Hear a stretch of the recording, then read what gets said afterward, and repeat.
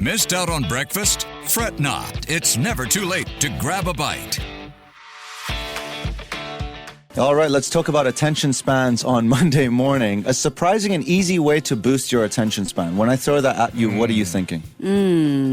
Wordle. Mind games. Fair enough, right? Yeah, first thing that comes to mind is sleep. Like, it affects how much attention I can pay to stuff. Yeah, so I would think sleep and maybe like learning a language, though crossword puzzles are also on the list. Being in nature is great for the brain, we know that. So let's start with an experiment. A bunch of students back in 2008 at a university in the US went for a walk. Half of them walked through the forest or nature, the other half on the busy streets of downtown. Same distance, about 4 kilometers or just a bit more than that. A week later, the group swapped routes. Both times, they took a test that challenged their attention and walking memory. They were given progressively longer sequences of numbers that they had to repeat back in reverse order. When they returned to campus, the students took the test again. Walking through town improved their performance slightly, but walking in nature boosted scores by nearly 20%. Wow, interesting. I imagine it's because it's quieter. You get to absorb all of the information while you're in nature. If this university is in New York City or something, it's so loud when you walk down the streets. There's no way you're going to be able to remember University all of that. Michigan.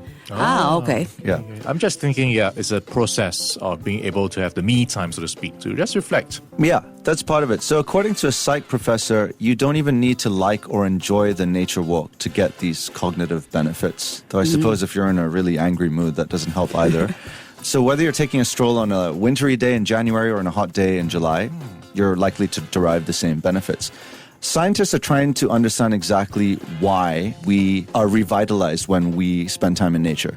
So the same psych prof I referenced earlier attributes the cognitive benefits of nature to what's called attention restoration theory. It was first proposed in the 1980s. The premise is that our ability to focus is a finite resource that gets easily used up, and being in nature is an effective way to replenish it. According to attention restoration researchers, one of the most important things about nature is that it is softly fascinating. So it tickles our attention in a gentle way without being too boring or stimulating.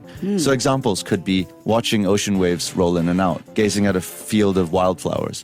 On the other hand, urban environments are more harshly fascinating and demand our vigilance in a way that depletes us.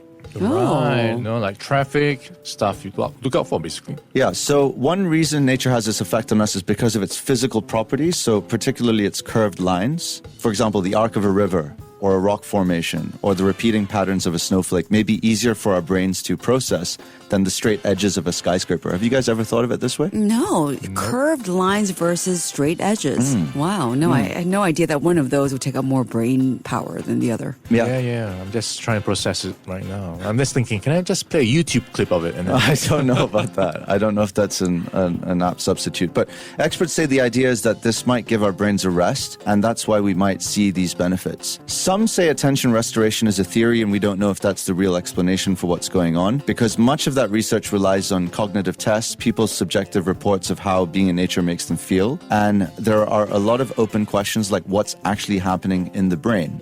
So last year, another prof ran a similar experiment to the earlier one, in which people walked either through a local forest or an urban medical campus. Walking in both settings improved people's cognitive abilities compared to their pre-walk scores. But when the prof looked at their brainwaves using EEG, those who were in nature had less brain activity immediately after the walk, followed by bigger spikes while they were performing the attention task the second time. That's interesting. So right after the walk, they're calm. So their brain is at rest almost. And then suddenly you get a boost. Yeah. Do you guys not feel the same way? Like when you're starved of an idea or like you want to spark your creative juices, you just go out for a walk and it usually helps? Yes, there are, I think, many parts to it. Like, I also get my ideas when I go to the washroom.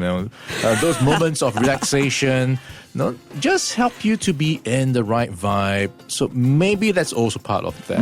It might be. That's true. Like showers do help. Showers help a lot. Clear your mind, right? Sitting on the pot too.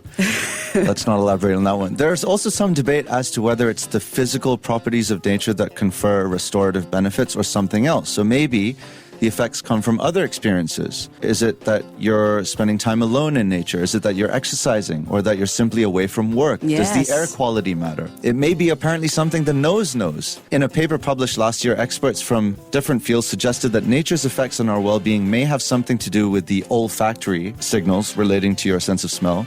that we encounter when we're outdoors, such as the chemicals that trees emit. Ah, Very nice. interesting. So actually, think about it. If you can replicate the scent in your house or wherever you are, Possibly. Maybe. Possibly. Do you guys do that at home? No, but I have to say, every time I think about nature, it's the botanic gardens, which I spend a lot of time in. I was there for 3 hours yesterday morning. But Yeah. the thing is, I'm with my kids, and so it's not calm because I'm chasing different after memory. them, Oh. running after them. But I would love to experience the botanic gardens at dusk by myself. I think that would really calm me down. It probably isn't just one thing that makes nature so good for our brains. I think it's a bit of everything. It's a combination of stuff that's working. So moral of the story is less talking, more walking, get off social media and go out into nature. all right, one step at a time.